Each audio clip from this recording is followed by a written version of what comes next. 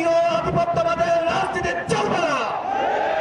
আমার ভাই হাদিকে গুলি করা হয়েছে, পরিকল্পিতভাবে হত্যার উদ্দেশ্যে এই গুলি করা হয়েছে।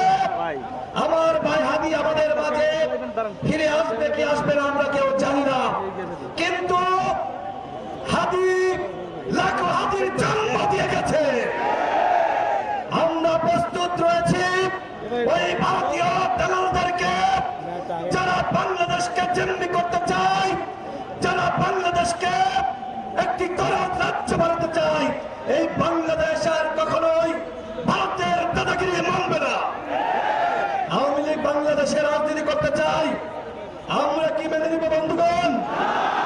হাদিবার সাথে আমার সর্বশেষ স্মৃতি, একটা প্রোগ্রামে আমি এবং সে পাশাপাশি ছিলাম। আমি তাকে বলেছিলাম আওয়ামী লীগ এখন স্বপ্ন দেখছে স্বতন্ত্র লীগ রূপে ফিরে আসতে চায়। আওয়ামী লীগের পদাধিকারী নেতারা তারা স্বতন্ত্রভাবে নির্বাচন করবে। তিনি আমাকে বলেছিলেন এ বিষয়ে আমাদের সবাইকে একসাথে কাজ করতে হবে। বন্ধুগণ, বাংলাদেশে আওয়ামী লীগ রাজনীতি করুক, অন্তর্বর্তীকালীন সরকার তাদেরকে সুযোগ দিক, নির্বাচন কমিশন তাদেরকে সুযোগ দিক। আপনারা কি মানবেন?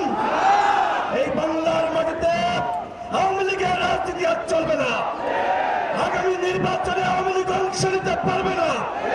আমি সর্বশেষ বলতে চাই, আজকে উসমান হাদিকে যেভাবে রক্তাক্ত করা হয়েছে, হত্যার উদ্দেশ্যে গুলি চালানো হয়েছে, আমরা দেখছি ফেসবুকে বিভিন্ন হিট লিস্ট ঘুরে বেড়াচ্ছে, আমাদেরকে নাকি টার্গেট করা হয়েছে। আমরা কি ভয় পাই? রাজপথে আন্দোলন শুরু করতে হবে ওই আওয়ামী লীগের প্রেতাত্মাদের বিরুদ্ধে।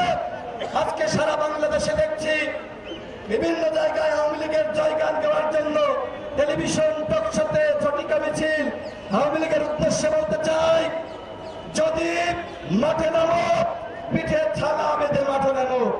এই বাংলাদেশে আওয়ামী লীগের রাজনীতি আর চলবে না, ভারতের দাসত্ব আর চলবে না।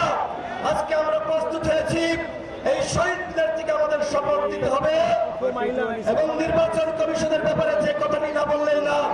আজকে প্রধান নির্বাচন কমিশনার বলেছেন আমার ভাই হাদির উপর যে হামলা হয়েছে এইটা নাকি বিচ্ছিন্ন ঘটনা।